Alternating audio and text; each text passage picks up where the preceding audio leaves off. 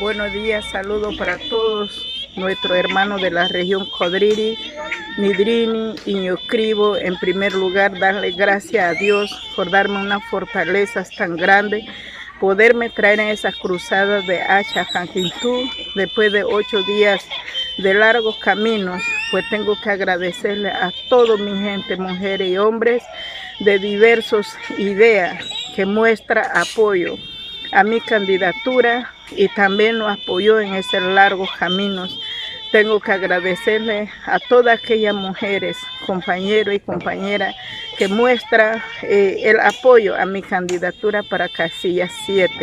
Después de haber visitado Canquintú, Visira, estoy en Gironday con dolores en mi alma no poder visitar mi equipo de campaña y mi pueblo del distrito de Gironday, pero le prometo que voy a regresar y me voy hacia la región Codriri, a mi región, ya que tengo que participar en el debate que se va a dar en Llano Ñopo.